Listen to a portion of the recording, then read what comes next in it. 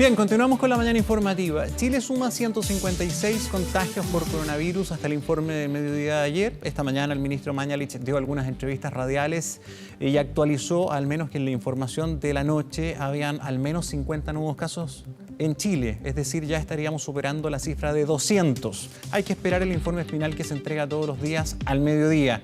Ya estamos en fase 4. Desde este miércoles las fronteras estarán cerradas para el tránsito de extranjeros por al menos 15 días. ¿Está el sistema de salud preparado para enfrentar esta etapa del virus? ¿Cómo debemos comportarnos en nuestras casas? ¿Qué medidas podemos tomar para enfrentar esta nueva etapa? Lo queremos analizar junto a Melissa Torres, profesora asistente en el Departamento de Salud Pública de la Facultad de Medicina de la Universidad Católica, médico cirujano. ¿Cómo está? Bienvenida. Muchas gracias, buenos días. La verdad es que Chile tiene una tradición muy potente en relación a la formación en salud pública y tenemos expertos en distintos niveles. Sin duda, el desafío actual de la pandemia por coronavirus nos supera a todos y tenemos que estar atentos a generar nuevas estrategias en forma prudente y secuencialmente. Es cierto que no hay ningún país en el mundo que esté preparado. Ya sí hemos visto cómo todos los sistemas sanitarios, incluso los más desarrollados, están sobrepasados, puestos a prueba, con más preguntas que respuestas. Nosotros, es verdad, en Chile tenemos un desarrollo científico y un desarrollo sanitario bastante avanzado. Somos de los países de la región con mayor cumplimiento de tasas de vacunación, en fin. Pero tenemos un problema humano en el planeta, nuestro comportamiento. Y el gran problema que han tenido muchos países, es que se ha tomado a la ligera las restricciones, el aislamiento. ¿Cómo ve ese desafío? Sí, excelente punto. Mira, en general, desde el punto de vista de la salud pública y de la salud humana, uno tiene que trabajar en 4 ámbitos, en el ámbito psicológico, social, físico y espiritual. Entonces tenemos que generar estrategias para trabajar en todos estos ámbitos. A modo de ejemplo, actualmente tenemos que levantar las redes de apoyo y ser solidarios a lo mejor con el vecino que está solo, ir a comprar las cosas que necesita, llamar al tío que no tiene hijos y saber cómo se encuentra. Desde el punto de vista psicológico tenemos que empezar a conversar con nuestros hijos, con las generaciones jóvenes, de qué se trata este problema, empezar a fortalecerlos, a que tengan templanza, ¿cierto? Y sean resilientes y aprendan a tomar las conductas adecuadas, que no tomen a la ligera este proceso. En esta fase 4 vamos aprendiendo porque hay mucha pregunta. Por ejemplo, sabemos que si bien esta enfermedad no es una enfermedad de viejitos, porque es efectivo que la letalidad es mucho mayor en porcentaje en las personas mayores y con enfermedades de base, pero afecta a todos. De hecho, hoy aparece una cifra, el 67% de los contagios son gente joven, y acá en Chile los 2 más graves son jóvenes. ¿Cómo tenemos que actuar frente a nuestros adultos mayores? Hay gente que pregunta, ¿los tengo que dejar de ir a ver físicamente? No, al contrario, yo creo que hay que tener y generar un apoyo.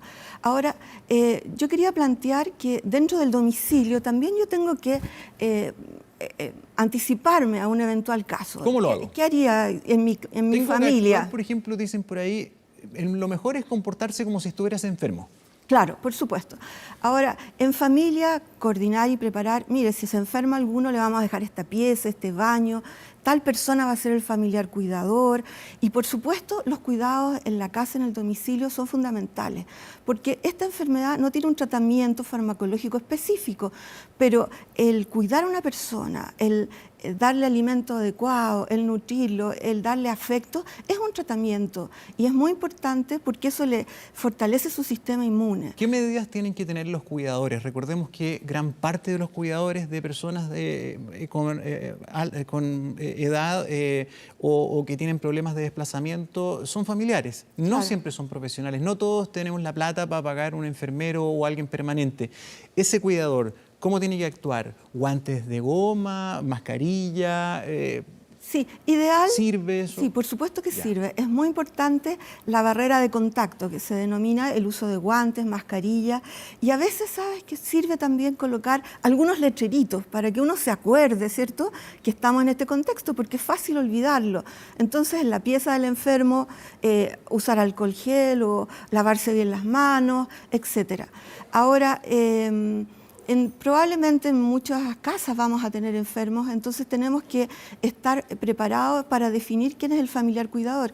Ojalá el familiar cuidador sea una persona adulta sin enfermedades crónicas, dentro de lo posible, ¿cierto? ¿Y lo más joven posible?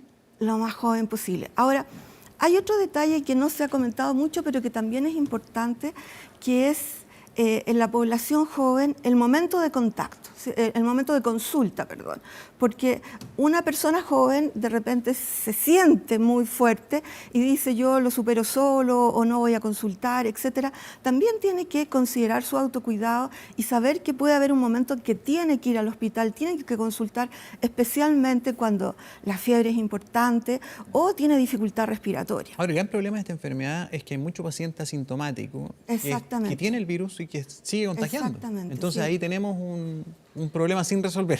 Ahora, cuidado a los jóvenes, porque de repente consideran que esto de no juntarse es irrelevante, pero hay que enfatizar. Y por eso el diálogo en la familia, conversar una vez al día alrededor de la mesa, cómo estamos, cuáles son las propuestas, fortalecer los mensajes, justamente de evitar el contacto, evitar el contagio. En esta fase 4, siempre con esta afán, porque usted me decía fuera de cámara, me gustaría aportar también en cómo tenemos que comportarnos en nuestras casas en esta nueva etapa. Hay mucho problema en todas las familias, yo creo, porque claro, cuando se suspenden las clases, que es algo deseable para evitar la aglomeración, por eso se tomó la medida acogiendo la solicitud de las municipalidades, hay mucha gente que lo pedía, pero tú tienes una problemática de funcionamiento familiar, porque los papás trabajan la mayoría, no tienen con quién dejar a los niños, o bien los que pueden estar con sus niños no hayan qué hacer con ellos porque no hay cómo entretenerlo, qué sé yo, y hay mucha duda práctica. Por ejemplo, ¿los puedo dejar jugar? ¿Los puedo dejar salir a la plaza? ¿Hasta dónde puedo o no puedo? ¿Los puedo dejar juntarse? Claro. ¿Cómo se manejan todas esas cosas que son bien En este momento, prácticas? ideal es mantenerse dentro de la casa en familia, ¿cierto? Si yo tengo 2 o 3 niños en mi casa, es imposible que los aísle. Ellos van a jugar juntos y van a estar juntos. Pero al no ir al colegio, no van a traer un brote desde el colegio a la casa. Ahora, cuidado que hay casas en que hay 2 o 3 generaciones. Entonces, si estos niños se infectan, van a infectar rápidamente a los abuelos. Y ese es el riesgo. Por eso se ha hecho esta medida de contención de dejar a las familias en la casa. Y fíjese usted que por primera vez los periodistas en la Casa Blanca, que están como en un cine, ¿verdad?, con butacas, estaban intercalados, un asiento vacío, un periodista, para mantener esa distancia. Son medidas que se están tomando en todo el mundo. Sí, reforcemos el concepto. Estamos frente a una enfermedad transmisible y la enfermedad transmisible hace que un reservorio, una persona infectada, pueda transmitirle a la gente a otro. Esto no se genera por generación espontánea. Desde la época de Pasteur sabemos que los agentes infecciosos pasan desde un reservorio a una persona susceptible. Entonces nosotros tenemos que cortar la cadena de transmisión y si esta infección es principalmente aérea, la distancia de 1 metro es lo mínimo que podemos pedir.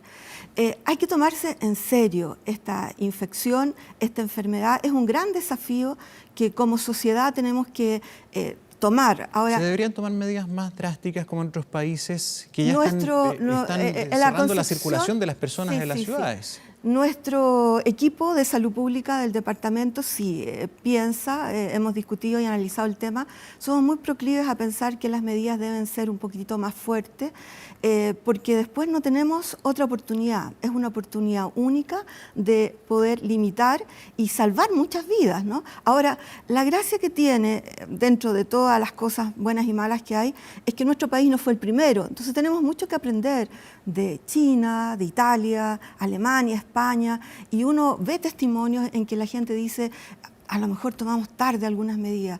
Creo que es una oportunidad, ya lo que se ha hecho el domingo es importante y probablemente van a seguir tomando otras medidas. Ahora, insisto en un aspecto.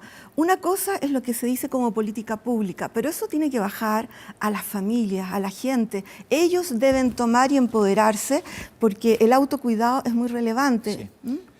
Doctora Torres, le queremos agradecer por haber venido, ojalá tenerla nuevamente, porque justamente hay información de minuto a minuto.